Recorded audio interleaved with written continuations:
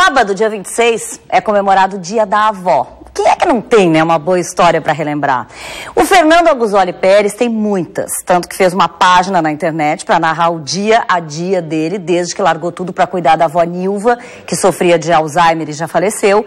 O sucesso foi tanto que da internet as lembranças foram compiladas no livro Quem? Eu? Uma avó, um neto, uma lição de vida, que será lançado aqui em Porto Alegre na semana que vem. Para participar do bate-papo que já vai começar, a gente convidou também o Dr. Leandro Minoso, que é médico nutrólogo, né, mestre com ênfase em educação de idosos e membro da Associação Brasileira de Neuropsiquiatria Geriátrica.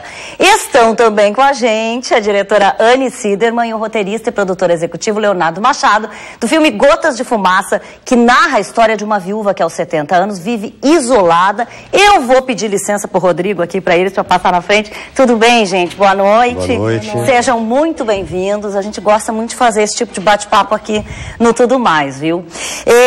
Eu queria começar perguntando pro Fernando, né? Quanto tempo foi que tu cuidaste da tua avó e como é que foi essa tua decisão de largar tudo para ficar ao lado dela? Na verdade, eu sempre cuidei da minha avó, ela sempre cuidou de mim, eu sempre cuidei dela. Era recíproco? Era recíproco, exatamente. Mas com o diagnóstico do Alzheimer, ela foi precisando cada vez mais de alguém 24 horas por dia. Uhum. Então, depois ela... Mas eu te pergunto, porque tu sabe que não seria todo mundo, nem neto, não seria todo mundo que faria isso que tu fez. Tenho visto, inclusive, com a página, que muita gente faz o mesmo, e é muito gratificante ver que por todo o Brasil tem outros netos e filhos que dedicam a sua vida para cuidar das pessoas que cuidaram delas no passado. Exato. Isso seria o óbvio, né? Mas não sei se é tanto assim como tu está dizendo. E aí, quanto tempo tu ficaste com ela e como é que foi essa tua rotina? Bom, como pai mesmo, 24 horas por dia, trancando a faculdade, largando a empresa, foi 1 ano. Fiquei desde janeiro até dezembro, que foi quando ela faleceu. E foi a melhor aventura da minha vida. E isso vai virar um livro? Virou. Virou já. Tá aqui. Tá aqui, já vai ser lançado, né? Exatamente, já está na maioria das livrarias. Ele vai ser lançado oficialmente dia 28, agora segunda-feira, na Saraiva do Praia de Belas, mas já está na maioria das livrarias. Tu acha que teve ajuda dela aí para tu lançar esse livro? Não? Ah, com certeza, não tem nem dúvida, porque foi difícil. Foi complicado. Até porque eu comecei a escrever com ela do meu lado, né?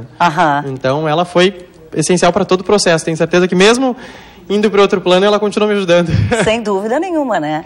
E já que a gente está falando em arte, depois a gente conversa também com o médico, mas vamos direto para aqui, para o nosso curta premiadíssimo, que também fala, né, de uma senhora de 70 anos aí, que vive isolada. Eu queria que vocês contassem um pouquinho, na verdade, como é que é o curta. Aí, quando os dois olharam. O roteirista. Bom, a ideia surgiu justamente para falar um pouco dessa relação que acontece hoje, né, com as pessoas na melhor idade, na terceira idade, enfim, na velhice, que as pessoas vão ficando cada vez mais sozinhas. Elas têm um referencial, que às vezes é o parceiro, é o marido, a esposa, enfim. E daqui a pouco elas se veem sozinhas num processo que não necessariamente os filhos tenham capacidade, nem os netos às vezes não têm capacidade de assumir essa responsabilidade e tudo mais. E é um processo muito doloroso. Então, quando eu, de certa forma, participei um pouco da vida de uma vizinha e também a relação da minha avó, quando perdeu meu avô, então isso tudo veio junto. De certa forma foi inspirado em alguém, né? Sim, e é uma coisa tão normal, né? Hoje em dia as famílias estão cada vez menores, cada vez a gente tem menos filhos, então cada vez a gente vai ficando mais sozinho em determinado tempo, né? Vai perdendo as referências. Aí como que essa pessoa consegue, enfim, se gerir num processo, principalmente num processo de Alzheimer, né? E tantos outros problemas que a gente pode vir a ter. Então isso me chamou a atenção, é uma coisa que também me assusta, né? Como que vai ser isso? Como que vai ser na minha velhice também? A gente vem num momento, acredito, de evolução e tudo mais, que o ser humano está cada vez mais focando na juventude. O bom é ser jovem, atlético, rico e bem-sucedido e tudo mais. Tipo, mas esse processo, né? Como é que a gente lida com essas pessoas, né? Que nos criaram, que nos enfim, que nos conduziram nos até aqui. Nos deram base, nos deram estrutura para tudo, inclusive né? a tecnologia. É verdade. E eu queria justamente aproveitar a frase do Léo para dizer o seguinte, eu já ouvi esses dias, eu acho que até uma pesquisa foi lançada aqui, há uma preocupação justamente porque os idosos são muitos que não têm família, né? Que já perderam os entes queridos ou que não tiveram filhos. E essa pergunta que ele fez é uma pergunta que todo mundo se faz, quem vai cuidar, né, deles? Mas me parece também que, por um outro lado, já existe um novo perfil de idosos que gostam de ser independentes e viver sozinhos, ou não? Com certeza, né? Tanto que para muitos casos, quando os filhos chegam para mim, doutor, convence meu pai ou minha mãe para eu botar uma cuidadora na casa dela. Parece algo assim, tem que convencer mesmo, tem que elencar diversos argumentos e tudo. Se morar com os filhos ou com alguém que tem muitos que nem pensam. A minha mãe é uma que também não pensa. Gostam de preservar mesmo, até porque a gente colocando um pouco no lugar deles, é totalmente diferente de uma pessoa com um grau de dependência, né? Como com uma demência. Com uma doença, claro. A gente está falando de pessoas que possam, né, gerir, se autogerir, né? Às vezes assim não foi fácil, né? Minha avó com Alzheimer também não foi fácil levar para dentro de casa, não foi nem um pouco fácil. Ela também não queria. Quando a gente chegar nessa idade, a gente vai querer ter um pouco de autonomia, às vezes não dá trabalho e tudo também. São diversos pontos. Mas eles estão chegando, na tua opinião, assim, melhor, quer dizer, de saúde, melhores, de cabeça. Tá mudando um pouco isso pra gente, não? Tá. A gente pode sim... Claro que como eu trabalho com muitas pessoas com doenças, eu podia falar, tem os dois lados. Mas, no geral, somando, a gente vê que hoje em dia o idoso é outra... A gente vive um novo envelhecer, né? As pessoas hoje envelhecem, trabalham, fazem cursos, viajam, namoram. Às vezes nem param de trabalhar, né? Saem de um trabalho e já vão para outro. Vida ativa durante muito tempo. Mas, por outro lado, também tem muita gente com problemas sérios de saúde, que sofrem com desamparo de diversas Pois é, que famílias, muitas vezes os filhos também não sabem como lidar, a família não sabe como lidar, e acaba depositando, vamos ser sinceros, em geriatrias, enfim, não visitam. Isso aqui é o pior. Mas eu queria voltar aqui ao curta, falando com a Anne, é o seguinte, foi muito premiado, né, esse curta. Quer dizer, tu acha que houve, assim, essa coisa da identificação de todo mundo e o que foi, assim, esse segredo que premiou tanto? Não sei, foi muito engraçado porque eu morei com os meus avós em Buenos Aires e um mês antes de filmar o curta, o meu avô faleceu e a minha avó ficou viúva. Então eu trouxe um pouco dessa relação que eu tinha com eles e um pouco dessa solidão que a minha avó estava sentindo. Eu estava filmando, cheguei em Buenos Aires para ver ela e ela me viu, começou a chorar, inexplicável a solidão que ela estava sentindo de perder o parceiro da vida dela. Então eu tive várias inspirações para poder fazer o curta. Eu acho que a gente conseguiu passar isso com Aracy Esteves, que fez o papel da Bibi, a protagonista. E ela é uma atriz incrível, ela conseguiu interpretar de uma forma, ganhou um prêmio de melhor atriz em Nova York. E o segredo, isso que eu já ia dizer, eu acho que foi a tua emoção, né? Foi, talvez. A verdade que tu passaste, com certeza, no curta. Eu queria que tu citasse aí os prêmios que vocês receberam. A gente foi premiado no 18º Festival de Cinema de Nova York, como é que era o New York Picture Start Film Festival. Depois a gente foi premiado agora recentemente em Punta del Este, no Uruguai, no Festival de Cine del Mar. E a gente foi premiado no Utah Film Festival em Salt Lake City. O filme já andou por 16 países, 25 festivais, e agora a gente vai começar a carreira dele no Brasil também. Enfim, começar a contar um pouco dessa história. Coisa inversa, né, isso. Vem pra cá agora. Mas foi uma estratégia nossa. A gente decidiu, com outro curta que eu fiz também, estreou lá fora para começar a estrear aqui, e a estratégia foi essa. Estreou no Festival de Cinema de Mar del Plata no passado, em novembro. E é uma estratégia que dá certo, portanto. Tem dado. O brasileiro gosta, né? Bom, gente, olha só, eu quero, obviamente, convidar vocês para ficar aqui, né? Porque a gente vai continuar falando sobre todos esses temas aí, tanto curta quanto saúde, né, dos idosos. Quero saber mais também aí desse livro do Fernando.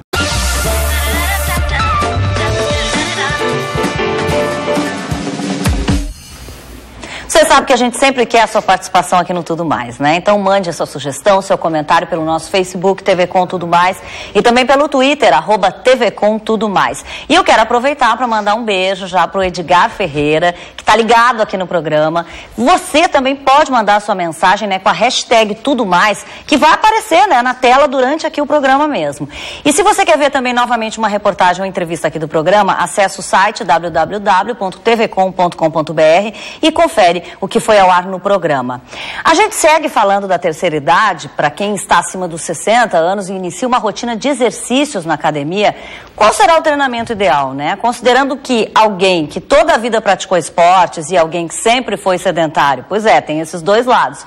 Esse assunto virou tema de uma pesquisa de doutorado da PUC, que deve divulgar dados inéditos sobre atividade física para idosos. Que a população brasileira está cada vez mais longeva, ou seja, que vivemos mais, não é novidade. Mas qual é a receita para se ter qualidade de vida? De tempos em tempos, as pesquisas trazem um segredo diferente, uma dieta nova. Agora, atividade física com certeza faz parte desse pacote.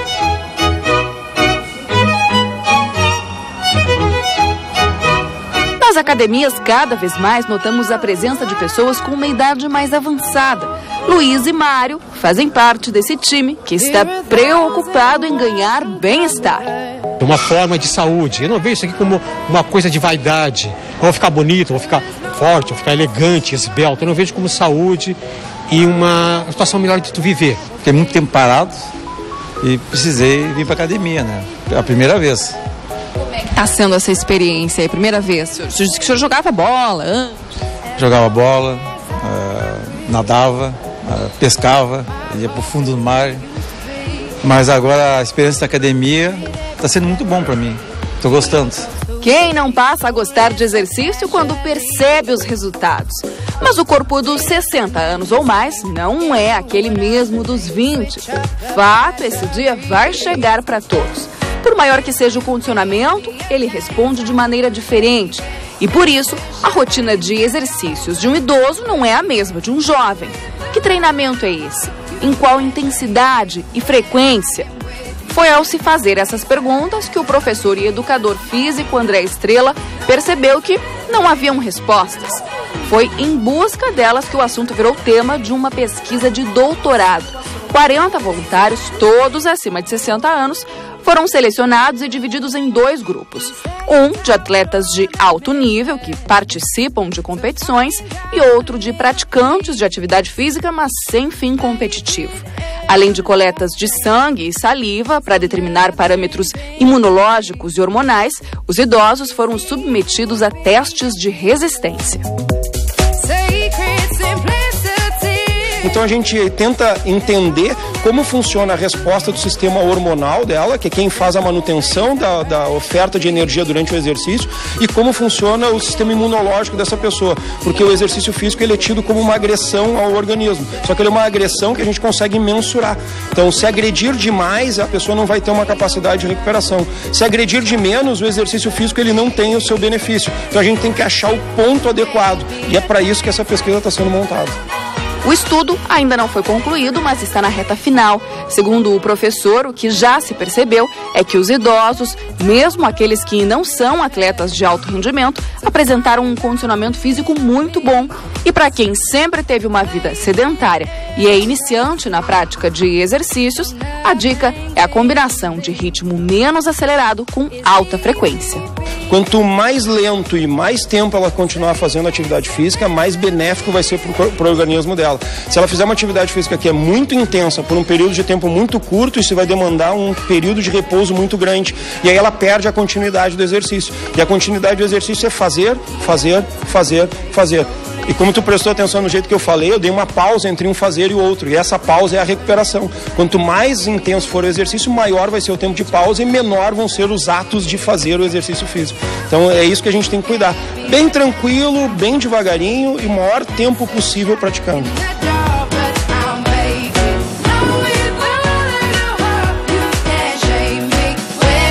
A pessoa precisa ter uma atividade, né? Levantar do sofá e vir para a academia. Foi o que eu fiz.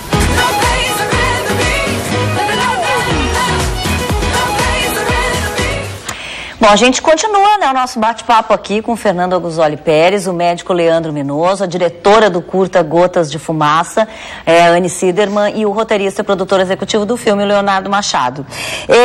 A gente estava falando aqui sobre saúde, né, e se perguntando, a gente viu ali muitos que fazem exercício, muitos que não param em casa, essa coisa toda, né, e que isso deve ser muito mais positivo.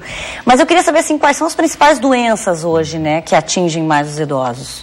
As doenças, assim, que atingem são diversas. Parece que a gente envelhece e começa a ficar sócio de farmácia e tudo. É o que eles dizem, né? A gente dor vê no joelho, problema cardíaco, pressão alta. Às vezes eles saem das consultas assustados. Mas o que mais preocupa mesmo, em termos assim, de saúde pública, é a questão de depressão na terceira idade. Mais ou menos aí 14% dos idosos enfrentam depressão. E a manifestação da depressão no idoso, ela é atípica, ela não é assim, tanta cheia de angústia, ele fica mais isolado, até às vezes mais esquecido, mais quieto. E também a questão das síndromes demenciais. Mais ou menos 7% dos idosos têm alguma síndrome demencial, que entre elas tem a doença de Alzheimer, como a gente estava conversando. São as principais doenças, né? E claro que elas... E que na verdade o Alzheimer estava dizendo que tem causas, outras doenças, né? Como causa, sim, A gente vê um crescente no número de pessoas com a doença de Alzheimer, principalmente nos países em desenvolvimento, porque são países onde o nível de escolaridade das pessoas é baixo, logo elas chegam na velhice com uma reserva cognitiva mais baixa, ou seja, com menos poupança intelectual, acabam tendo doenças crônicas como diabetes, pressão alta, problemas cardíacos e obesidade, fora o sedentarismo. Isso tudo acaba dando mais casos tanto de depressão quanto de Alzheimer. Isso tudo é piorado pela questão da solidão. E é super triste, né, Fernando, assim, provavelmente para ti que tu conviveu bastante com a tua avó desde criança sempre, e tu começar a ver essa modificação dela, né, e ter que acompanhar e ao mesmo tempo ter que cuidar e tentar que isso reverta, e isso não vai reverter, né? Como é que foi? O que te choca é quando tu encontra a inversão de papéis. Então, minha avó me levava no cinema, daí ela perguntava o que tu quer comer, daí ela me pegava pela mão para atravessar a rua, daí daqui a pouco tu te vê nessa posição, em que tu, vó, o que tu quer comer? Ah, batata frita não, fritura de novo não, vai te fazer mal, então vamos escolher um filme, dá a mão para atravessar a rua.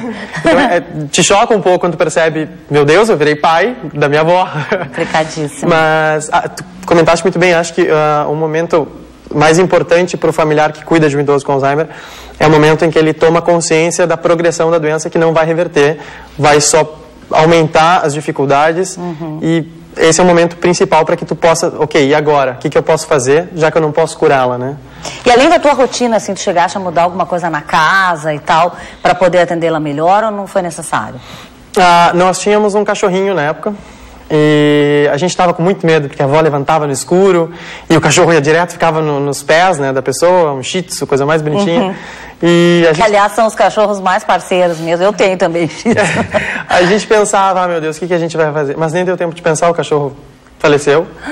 De uma hora para outra, o cachorro teve uma infecção urinária muito forte e ele estava com sinomose, daí ele faleceu, mas teria sido uma baita companhia para a avó. Tem um capítulo sobre isso, né, que tu falaste no livro, sobre os animais. Quer dizer, eles são muito parceiros, né, doutor, os animais nessa hora, quer dizer, em todas as horas, né, mas como ele disse, na verdade, às vezes também pode ser uma preocupação, né? Principalmente para a questão das quedas, mas o lado quedas seria algo ruim de ter um cachorro em casa para um idoso. E também a questão de se sentir preso. Eles usam muitas vezes por desculpa, não vou pra praia, não vou fazer tal coisa, que tem que cuidar do cachorro. Sendo que existem diversas outras maneiras de o cachorro ficar por aqui e o idoso fazer a viagem e tudo mais. Mas é que se apega muito, né, também. Mas o lado positivo de ter um cachorro é a questão da companhia, principalmente, do senso de utilidade, né?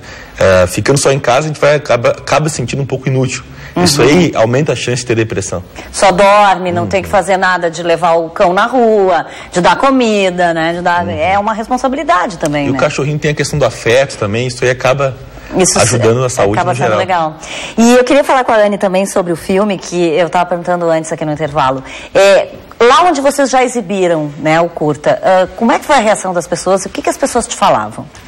Olha, eu tive presente em 2 festivais, um na Argentina, que foi o Festival de Mar del Plata, e agora, mês passado, eu fui para a Espanha no Festival de Huesca. E em Huesca eu me impressionei com adolescentes me falando como eu me identifiquei na solidão dela. Porque essa nova geração também está se isolando muito socialmente.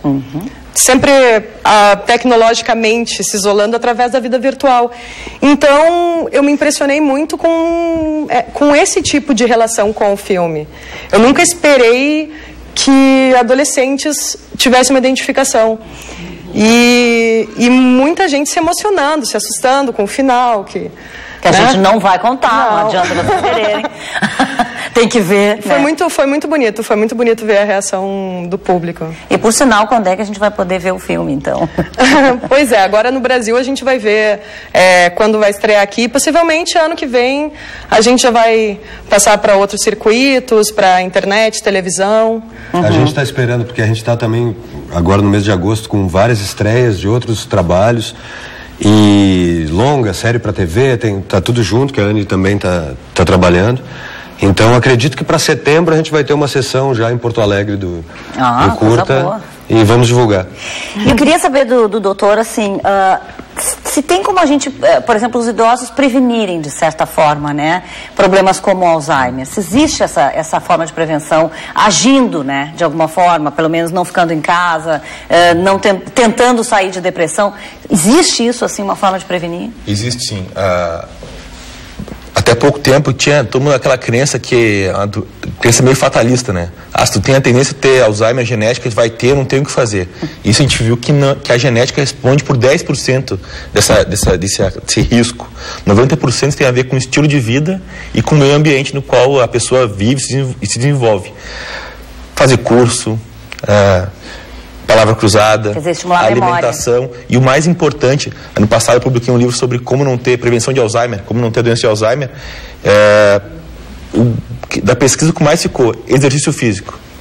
Quanto mais tu mexer aeróbico, exercício resistido, quanto mais tu mexer teu corpo, o exercício consegue mexer no cérebro. Ele aumenta até uma substância chamada BDNF, que é tipo um fermento para os neurônios, que ajuda a fazer novas conexões que vão fazer que o Alzheimer apareça lá para adiante, né? E já aproveitando para falar do Dia da Avó, né, que a gente não falou aqui em nenhum momento, a convivência, né, com netos, principalmente, não vou falar família, mas netos pequenos e tal, é uma coisa muito importante, né, para ambas as partes, acredito eu, porque eu acho que os netos também. Sempre a gente tem uma boa lembrança, uma boa história. Eu tenho ótimas histórias sempre das minhas avós, então acho que isso é bom para os dois lados, né, doutor? Sim, até porque quando a criança, o contato com os pais, quando tu é criança, teu pai e tua mãe estão na fase da vida trabalhando, contas e tudo. Aí pega o vô e a avó estão um ritmo mais calmo, consegue ter aquela paciência contigo, de brincar, de passar algumas coisas diferentes, assim. Para os idosos, assim, eu vejo que a questão de ser avó, meu pai e minha mãe foram avós há pouco tempo, transforma realmente a relação de toda a família, né? Muda muita coisa para uma maneira positiva. Eu vejo muitas idosas assim que cuidam dos netos, adoram tudo. Por outro lado, também vejo algumas que isso é um peso, um fardo, né?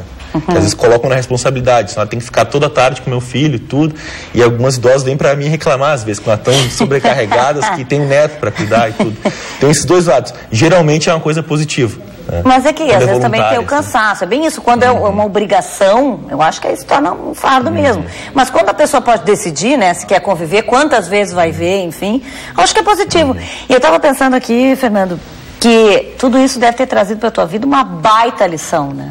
Muito. Várias. Mudou tudo, né? Porque tu largaste tudo. Eu quero saber se teve alguma coisa que tu largou, que depois tu voltou a fazer, ou se mudou completamente tudo na tua cabeça. Não, as pessoas até encaram como, ele largou a vida para cuidar da avó. Não, de forma alguma. Não tem como fazer isso. Eu trouxe a avó para minha vida, é diferente. Eu trouxe ela para viver comigo. A faculdade, ele largou a faculdade. Eu tranquei a faculdade. Eu posso voltar depois. A minha avó não ia poder voltar depois. Mas tu pensa em voltar? Penso em voltar para a faculdade. Pro mesmo curso ou já, sei lá, daqui a pouco mudou tudo? Eu gostaria de fazer, agora eu tô pensando também em psicologia já, em outros cursos, mas eu vou terminar esse primeiro, eu acho. Mas é interessante, né? Porque uma lição de vida é um exemplo. E tu não teve medo em nenhum momento, assim? Em todos, até o final. De assumir tudo isso? Eu brinco, não. Que idade tu tem, Fernando? 22. Nossa, ele é muito jovem. Eu falo que o único momento em que eu tive certeza e que eu fiquei leve, na verdade, foi quando ela faleceu, quando ela deu o último suspiro, que eu estava ali do lado dela. Aquele momento eu me senti completamente leve, porque dali em diante ela não ia sofrer. Porque desde o início no diagnóstico tu tem várias dúvidas. Quando é que ela vai esquecer de mim pela primeira vez? Será que ela vai entrar em depressão? Será que ela vai chegar no último estágio, ficar acamada? Então tu sempre tem alguma dúvida, tu acorda com essas dúvidas, tu dorme com essas dúvidas. E ela esqueceu de ti em algum momento? Esqueceu de... mais ou menos, na verdade, a primeira vez que ela esqueceu de mim, que ela estava sentada comigo e ela disse, vem cá, eu tenho netos. Bah, daí eu fiquei furioso, eu pensei, meu Deus, eu fico o dia inteiro com ela e ela me pergunta isso. Daí eu olhei pra baixo meio triste, assim, acho que uma lágrima correu. Como jovem é egoísta, né? Também assim falei... que a gente pensa na gente, poxa vida. É, exatamente, eu falei pra ela assim, vó, a senhora tem netos, eu sou seu neto. Daí ela sentou do meu lado, passou a mão na minha cabeça e disse, a avó sabe que te ama demais, a avó só não sabia que tu era neto. Então, ou seja, ela sabia que era a pessoa mais próxima. E ela seguida olhava pra mim e dizia, eu sei que eu te amo muito, mas eu não tô lembrando por quê. Ou seja, ela não esquecia o que ela sentia, ela só esquecia o porquê. Isso também não me interessa, o porquê. E quando ela faleceu, assim, o vazio que deu? Não deu vazio. Não deu? Não deu vazio, porque eu continuo vivendo a minha rotina, que era ao lado da minha avó. Então, depois veio o livro, que eu tinha que terminar o livro, que eu tinha que incluir novos capítulos, editar, buscar patrocínio, editora, agora lançar. Então, a minha avó continua no meu dia a dia. A minha avó ainda não saiu do meu dia a dia para que eu pudesse. Até a Marta Medeiros comentou que eu disse, eu não vivi o meu luto. Ela disse, não, tu publicou o teu luto, é diferente, tu viveu o teu luto de uma forma diferente. E vamos falar então, onde a gente vai poder, vai ser o lançamento, depois a gente pode comprar, como é que vai ser isso tudo? O lançamento vai acontecer na Saraiva do Praia de Belas, no dia 28, agora segunda-feira, às 19 horas. Mas ele já está na maioria das livrarias, na Cultura, na Saraiva, e pode encontrar ele em todo o Brasil, na verdade. Vai ter depois lançamento em Belo Horizonte, São Paulo, Rio de Janeiro. Quer dizer, tu continuou trabalhando, deu uma trabalheira. Continuo trabalhando. A história do livro não era nenhum projeto, foram os internautas que pediram o livro, eu comecei a escrever para passar o meu tempo ao lado da minha avó, e quando eu vi nós tínhamos o livro. E uma coisa muito interessante, eu acho que até o livro que está te trazendo isso, a presença dela, porque tu tens assim uma alegria incrível, porque muita gente poderia estar né, abatida ainda, poxa vida, né, tá aqui o motivo do livro, mas se foi. Ele não, né? Tem uma alegria, isso é muito bacana. E com certeza é bem isso, a emoção que a gente falou do curta, né? Que a emoção e a verdade aí com certeza fizeram com que as pessoas se identificassem, ele fosse tão premiado. E acho que é por aí, a gente tem que saber tratar as coisas com emoção, consciência limpa. Em todos os momentos. E consciência limpa. Muito ele importante. Tem uma bandeira agora, ele estava comentando comigo, né? Ele tem uma bandeira muito importante para ele defender agora, que é essa dos cuidadores. Que é muitas pessoas que passam, sim, são invisíveis também na sociedade, né? Pessoas que cuidam de idosos, às vezes são próprios idosos, e acho que o Fernando tem aí com uma bandeira, não é à toa, cara, que aconteceu contigo. A gente estava comentando agora. Bastante, sem dúvida. Muitas pessoas nessa... Tomara. Que a rotina delas é bem estressante mesmo. Não, aqui os exemplos foram todos ótimos. Eu quero dizer que adorei o papo. Obrigada por vocês terem vindo, tá bom? Voltem sempre. Volta nos próximos livros, porque tu não vai parar no primeiro, não. Ah, tomara. Vocês eu sei que não param mesmo, mas enfim. Obrigada, gente, tá bom? Valeu.